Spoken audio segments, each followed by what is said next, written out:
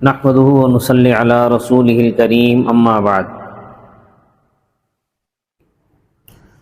رسول اللہ صلی اللہ علیہ وسلم مکہ معظمہ میں حج کے لیے آنے والے افراد اور جماعتوں کے سامنے اسلام کی دعوت پیش کیا کرتے تھے۔ مدینہ منورہ میں دو قبیلے رہتے تھے، ایک اوس اور ایک خزرج، اور دو بڑے قبیلے یہود کے بھی رہتے تھے، بنی نذیر اور بنی قریظہ۔ آپس میں ان کی چشمک رہتی تھی، لڑائی بھی ہو جاتی تھی۔ آپ صلی اللہ علیہ وسلم کی دعوت کا جو سلسلہ جاری تھا، اسی سلسلے میں آپ صلی اللہ علیہ وسلم نے حج میں آئے ہوئے خزرج کے چند افراد سے ملاقات کی اور انہیں اسلام کی دعوت دی۔ یہ 6 افراد تھے۔ تو ان لوگوں نے آپس میں کہا کہ ارے میاں، ہم کو تو یہ وہی نبی معلوم ہوتے ہیں جن کے بارے میں یہودی کہتے رہے کہ اگر وہ آ جائیں گے تو ہم ان سے مل کر تم سے جنگ کریں گے، تو بہتر یہی ہے کہ ہم ہی کیوں نہ آپ صلی اللہ علیہ وسلم کی بات مان لیں اور آپ کا دین قبول کر لیں۔ ایسا نہ ہو کہ یہودی دین حق کے قبول کرنے میں تم سے آگے بڑھ جائیں۔ انہوں نے باہمی آپس میں مشورہ کیا اور اسلام قبول کر لیا۔ جب مدینہ منورہ واپس پہنچے تو وہاں رسول اللہ صلی اللہ علیہ وسلم کا ذکر کیا اور وہاں کے رہنے والوں کو اسلام کی دعوت دی، حتیٰ کہ وہاں اسلام کا خوب چرچا ہو گیا۔ انصار کے گھروں میں، مدینے والوں کے گھروں میں کوئی گھر ایسا خالی نہ تھا جس میں حضرت صلی اللہ علیہ وسلم کا ذکر نہ ہوتا ہو۔ تو آئندہ سال 12 افراد نے حج کے موقع پر منا کی گھاٹی میں آپ صلی اللہ علیہ وسلم سے ملاقات کی اور آپ صلی اللہ علیہ وسلم سے بیعت کی۔ اس کو بیعت العقبہ الاولیٰ کہا جاتا ہے۔ ان 12 افراد کے نام سیرت ابن ہشام میں لکھے ہیں، جن میں قبیلہ خزرج کے افراد بھی تھے اور اوس کے افراد بھی تھے۔ رسول اللہ صلی اللہ علیہ وسلم نے ان سے ان امور پر بیعت لی جو سورہ الممتحنہ کی آیت یا ایھا النبی اذا جاءک المؤمنات میں مذکور ہے، جن میں سے ایک یہ تھا کہ اللہ کے ساتھ کسی کو شریک نہیں کریں گے، نمبر 2 چوری نہیں کریں گے، تیسرا یہ تھا کہ زنا نہیں کریں گے، چوتھا یہ کہ اپنی اولاد کو قتل نہیں کریں گے، پانچواں یہ کہ کسی پر کوئی بہتان نہیں باندھیں گے، اور چھٹا یہ کہ نیک کام میں آپ صلی اللہ علیہ وسلم کی نافرمانی نہیں کریں گے۔ حضرت عبادہ ابن صامت رضی اللہ تعالیٰ نے بیان کیا کہ ہم نے رسول اللہ صلی اللہ علیہ وسلم سے ان باتوں پر بیعت کی کہ ہم تنگ دستی اور آسانی میں اور خوشی میں اور ناگواری میں بات سنیں گے، فرما برداری کریں گے، اور اس بات میں بھی فرما برداری کریں گے کہ ہمارے اوپر دوسروں کو ترجیح دی جائے، اور اس بات پر بھی ہم بیعت کرتے ہیں کہ جو لوگ امیر ہوں ان سے امارت نہیں چھینے۔ ہم جہاں کہیں بھی ہوں حق بات کہیں گے، اللہ کے بارے میں کسی ملامت کرنے والے کی ملامت سے نہیں ڈریں گے۔ یہ 12 حضرات بیعت کر کے مدینہ منورہ واپس چلے گئے۔ رسول اللہ صلی اللہ تعالی علیہ وسلم نے ان کے ساتھ حضرت مصعب بن عمیر کو بھیج دیا۔ وہ انہیں قرآن کی تعلیم دیتے تھے اور احکام اسلام سکھاتے تھے، دینی مسائل سمجھاتے، نماز باجماعت پڑھاتے تھے۔ مدینہ منورہ میں ان کا لقب المقری مشہور ہو گیا تھا۔ ان کا قیام اسد بن زرارہ کے پاس تھا۔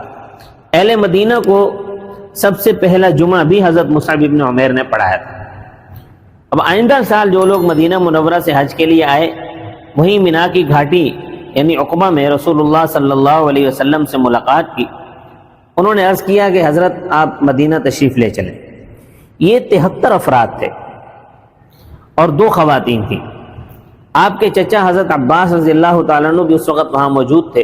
انہوں نے محسوس کر لیا کہ آپ انصار مدینہ کی دعوت پر مدینہ جانا منظور کر چکے ہیں، اس لیے ایک چچا ہونے کی حیثیت سے انہوں نے ایک ہمدردانہ بات کی۔ اس وقت تک وہ مسلمان نہیں ہوئے تھے۔ انہوں نے فرمایا کہ دیکھو، محمد کا ہمارے ہاں جو مرتبہ اور حیثیت ہے وہ تم جانتے ہو، لوگ ان کے مخالف ہیں لیکن پھر بھی ہمارے اندر رہتے ہوئے وہ محفوظ ہیں۔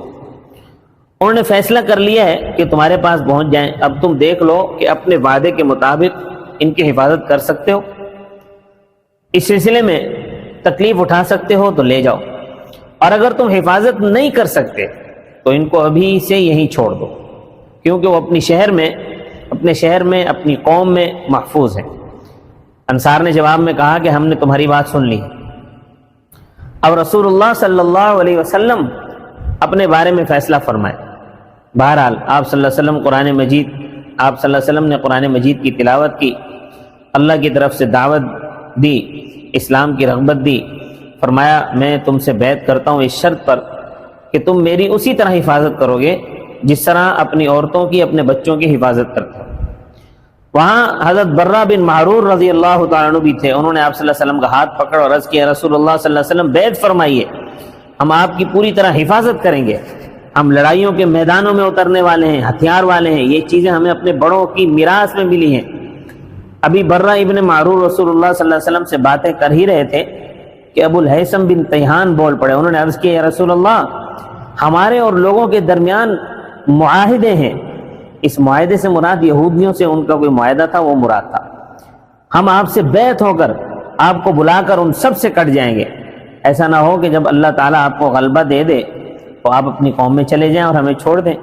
یہ سن کر آپ صلی اللہ علیہ وسلم مسکرائے، آپ نے فرمایا میں پوری طرح تمہارے ساتھ رہوں گا، میں تمہارا ہوں، تم میرے ہو، جس سے تمہاری لڑائی ہوگی اس سے میری لڑائی ہوگی، جس سے تمہاری صلح ہوگی اس سے میری بھی صلح ہوگی۔ اس سلسلے میں عباس بن عبادہ انصاری رضی اللہ تعالیٰ عنہ کا سوال جواب بھی قابل ذکر ہے۔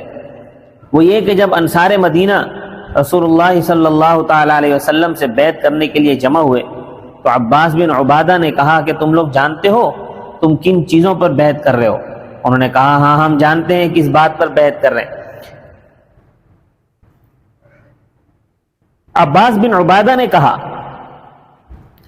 کہ دیکھو تم لوگ جو اس شخص سے بیعت کر رہے ہو اس کا نتیجہ یہ نکلے گا تمہیں گوروں سے اور کالے لوگوں سے جنگ کرنی پڑے گی، تو اگر تم سمجھتے ہو کہ جب تمہارے اموال ختم ہو جائیں اور بڑے لوگ قتل ہو جائیں تو اس وقت ان کو بے یار و مددگار چھوڑ دو گے تو ابھی سے سمجھ لو اور بیعت ہونے کا خیال دل سے نکال دو۔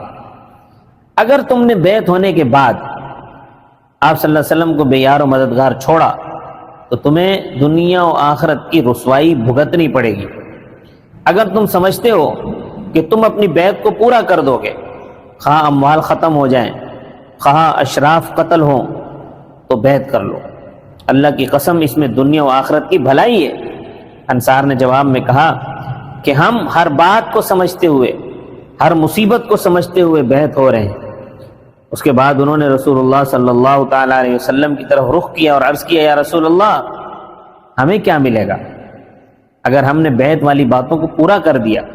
آپ صلی اللہ علیہ وسلم نے فرمایا تمہیں جنت ملے گی۔ اس پر انہوں نے کہا لائیے ہاتھ بڑھائیے ہم بیعت کرتے ہیں۔ چنانچہ آپ صلی اللہ علیہ وسلم نے اپنا مبارک ہاتھ آگے بڑھایا اور انصار نے آپ صلی اللہ علیہ وسلم سے بیعت کر لی۔ یہاں سے اسلام کے ایک نئے دور کا آغاز ہوا۔ اللہ تبارک و تعالی ہمیں آپ صلی اللہ علیہ وسلم کی سیرت کو سمجھنے اور اس پر عمل کی توفیق عطا فرمائے۔ وما علینا الا البلاغ۔